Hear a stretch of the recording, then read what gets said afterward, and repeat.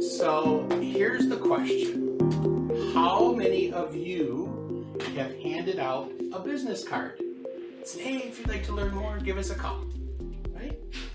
And I bet you the majority of people watching now or in rerun can say yes to that. And my question is, how's that working for you? Yeah. So if you hand out 100 business cards, which very few of us have handed out 100 business cards, you'll be lucky to get 2 people to respond. So you hand out 100 business cards and you get 2 responses.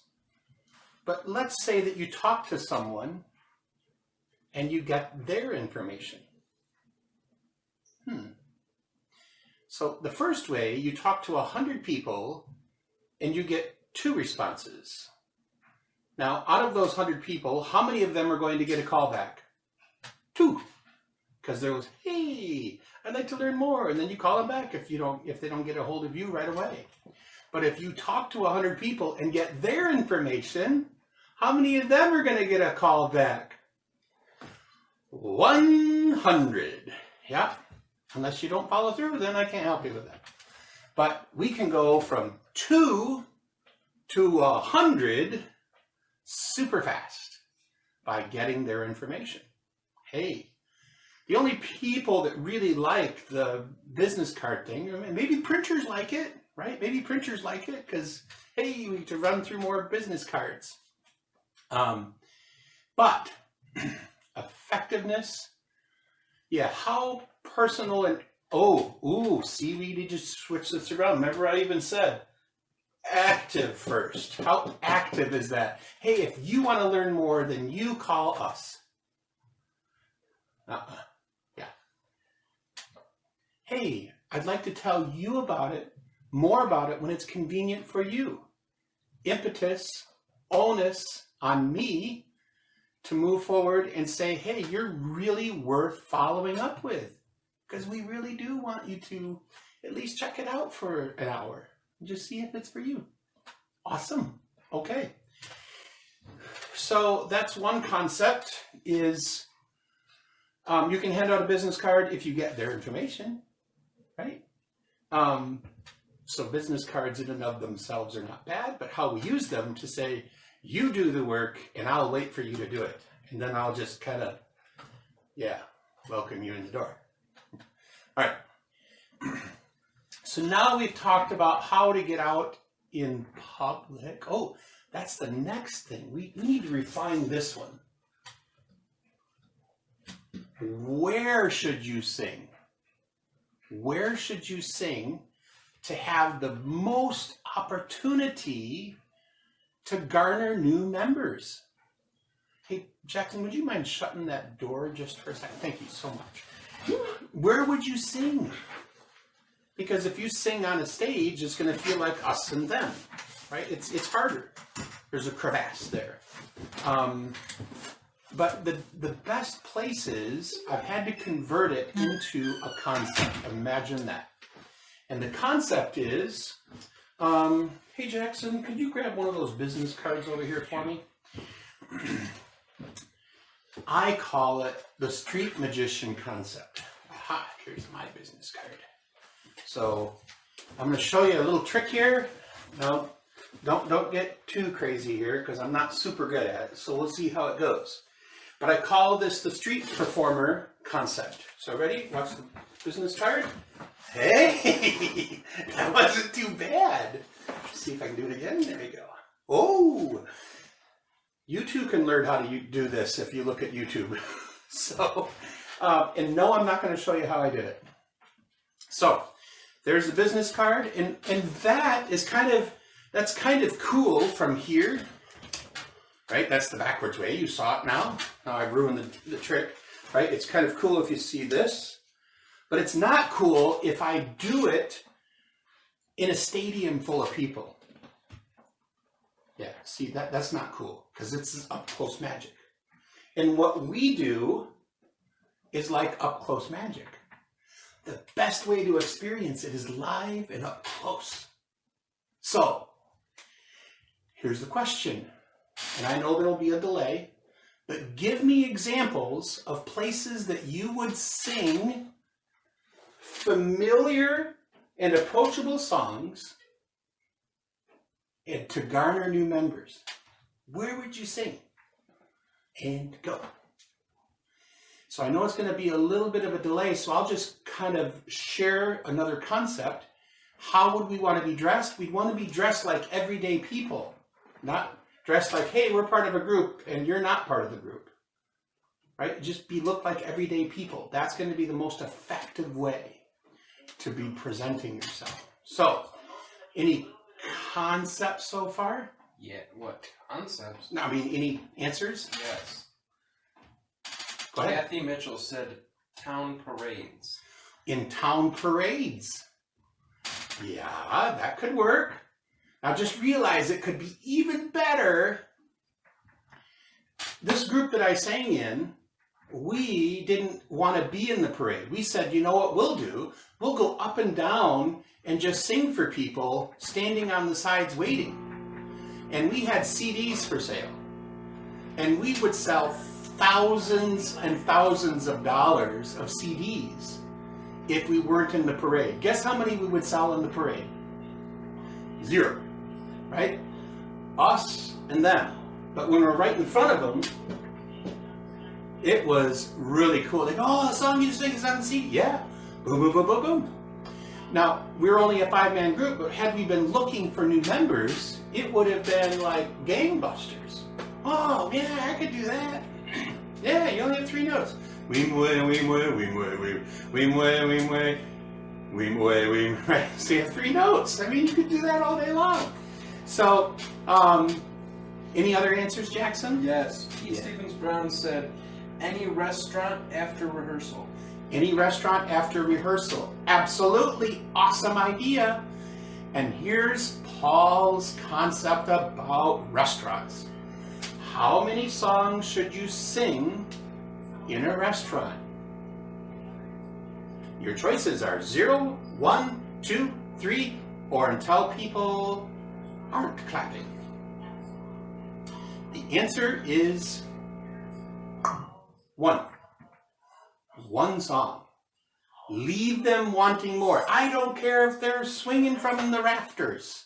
You sing 1 song because they will be. I have a video of this. I shared this very concept with a group, and I said familiar and approachable songs, and this is after an event where I was training people how to grow their chapter, and we went out to the restaurant afterwards, and they sang a song, and it was something like Can You Feel the Love Tonight? It was something very familiar, and the place went nuts.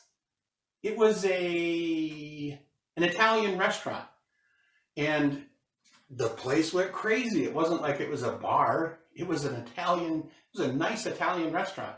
People went crazy. They're like, oh, can you sing another song? We'll order a bottle of Ryan if you stay here. Where can we get your guys' CD? Where do you rehearse? Where's your next show? I mean, I have a video of this. And then they're like, oh, can you sing another song? Do you guys know this song, Under the Boardwalk, or something like that? It was some doo-wop song. I go, Paul, what do you think? I mean, they really want to hear another one. Yeah, I mean, they have people begging to know more about them, where they should be, where they could be, where they could see the group next, where they rehearse. They were asking where they rehearse. And I said, you can do what you want. And then they sang the next song, and everybody said, wow, thank you, bye. That didn't work so hot. I mean, what in the world? Well, what in the world is you satiated them. You gave them what they wanted. That's what they wanted, and now they're done. The interest is no longer there. So, 1 song, and leave them wanting more. It's not sing until you don't want to sing, or until everything's waned. You've got to leave them on that. Remember that cursive ending? You got to leave them on the cursive ending so they're ski jumping into, man, I can't wait to see them again, or to learn more, right? One song, everybody. Here's a great way to separate the two. You know, what's the line? If you're singing them all, be awesome. I had one group call me and said, Paul, you got to hear this. We're awesome. We just got kicked out of the ball. Woo! Yeah. They thought they were the coolest. You know, like bad boys singing a cappella and a cappella bad boys. So, but what if you're singing and just strolling around, right? So you might want to get approval, or singing in them all on a stage. Even it's only one step, maybe this high. Not as good. Better for a performance, not as good for growing, because it creates an us and them, right? Here's the concept. Street magician, where people can be transient. Where would you put a street magician? Would you put a street magician in a restaurant? Absolutely. See it all the time, right? And then let's talk about well, we'll go to the food court because everybody's sitting and just sitting there. No. Sing somewhere where people are transient. Because if they choose to stop and listen, they've already said something, haven't they? They're saying, I like this. Wow. Honey, this is really great. And then you sing one song, and then you talk to people. And we'll talk about how to talk to people. So, hopefully that comes across very clear. It's wherever you would put a street magician. You know, if you put a street magician doing little sleight of hand tricks, even on that one-step stage, hey, look at me, watch this. Oh, boy. No, you need to have bigger things and maybe explosions and fire and stuff like that. So, up close. Live, too. All right. This concept of, well, it's not so much a concept, it's a more effective way of asking people if they would like to be a part of what it is that we do. Now, we've all asked, hey, do you like to sing? And we talked about that yesterday. But I'm going to, and you hear, no, I can't sing. Well, it's because you're asking the wrong question. You're asking, do you sing or do you like to sing? No. You can answer yes or no to that. So I'm going to read this so I don't goof it up. I wrote it, so no, you cannot see this teleprompter. Okay. And here's how it works. Remember how I said yesterday, the first thing after they hear us sing, right? Our concept should include allowing people to hear our music and then personally inviting them, going up and talking to an individual, which is something that we're sorely lacking in these times of the pandemic. So, but let's say we're out in public and we sing a song and they stop and you say, oh, thank you so much for being here. Oh, you guys were amazing. You ladies were awesome. Thank you very much. Hey, so where do you like to do your singing? And they'll answer, well, I don't know, in the car, I guess, when no one's listening, and in the shower or something, right? And the only two answers that you can really give, if you say, I'm singing in church, or I'm singing in a band, or I'm singing karaoke, those are generally, I sing with others, right? I sing in the church choir. Or the other group of singers are emerging singers. Maybe they're closet singers where they say, hey, I like to sing, but I don't want anybody else to hear me. Why is that? We know the first group. We understand the first group because we sing, right? We like to connect with our audience. We like to see smiles on their face, or to see that they're, wow, that was thought-provoking. Wow, I never thought about it that way. That moved me. We like to see people moved off of center. We totally get that group. But why do people sing alone? And it's simple. It's because they have a fear of being judged. I have talked to people that are in their 80s, and they don't remember their fourth grade teacher's name, their fifth or sixth or seventh or eighth, you know, get into middle school, get multiple, but they remember their third grade teacher that told them, yeah, you're one of my silent birds. You can just mouth the words. In other words, don't sing. Oh, oof. Oh, it's so sad, right? It's not about being good, it's about having people have an internal success, right? You don't hit a ball the first time that you swing at it either. And that's all it is everyone can sing. And I put a challenge out there. You send me someone that can't sing, and I will show you. I have videos of people that I've, in public, that I've met 3 minutes beforehand. Oh, I can't sing. Oh, really? What if I could show you that you could in about 90 seconds? Yeah, right. And then they try it, they go, wow, I can sing. Yay! So what we need to get around in this group, not get around, but allow people to realize that you're not going to be judged. You know, let's allay that fear. That's a better way of saying it.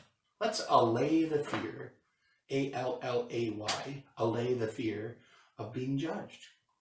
And here's how. Hey, thank you so much for coming out tonight. Oh, you guys are amazing. Well, thank you so much. Hey, so where do you like to do your singing? Oh, I just sing in the car when nobody's around. Now, I like to sing by myself too because no one is there to judge me. But you know what? I feel totally comfortable singing with these guys or ladies.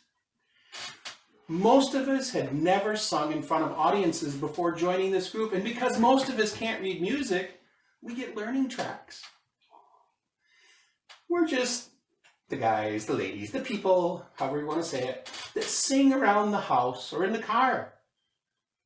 And the nice thing is, we all get better together. But the best part is, we do this to support children with special needs and veterans.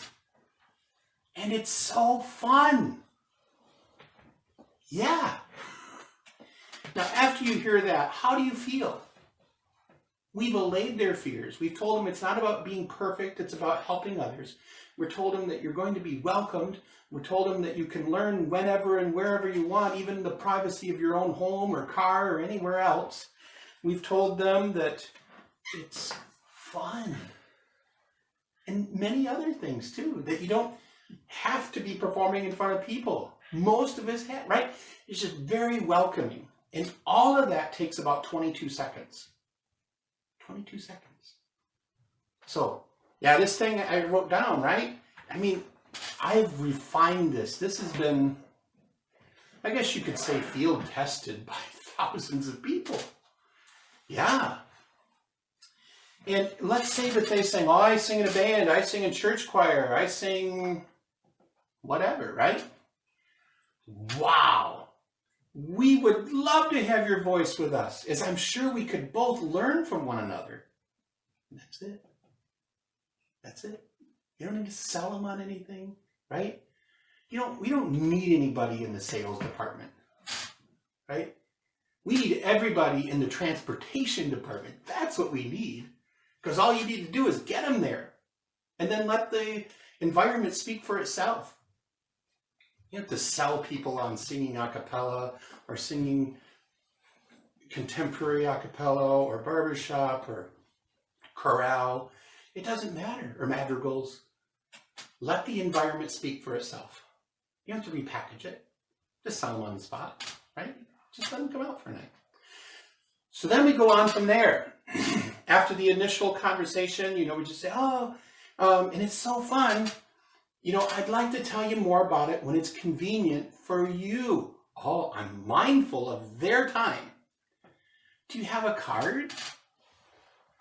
That doesn't seem very, what's the word invasive. Yeah, that's probably the word I'm looking for. It doesn't seem very invasive, does it? To say, wow, they didn't ask me for a phone number or anything. It's just only a phone number I'd really want to give out, because if it's one I'd want to give out, I'd put it on my card, wouldn't I?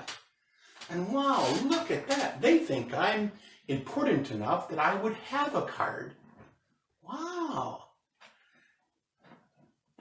Ask me if I have a card. I feel pretty proud of myself too.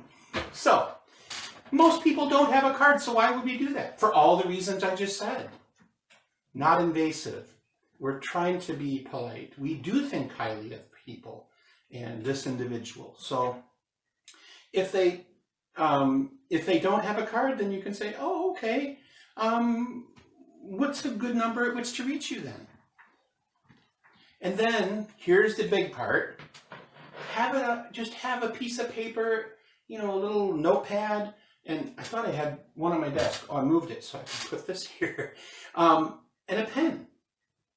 You know, because that's not very scary. It's not like you're selling the paper to some big conglomerate so that they can spam it out to everybody and get all kinds of calls and stuff like this. No. It's probably going to get lost, or like me, it's going to go through the laundry or something like that. And that person thinks, they'll never call me anyway. So yeah, sure.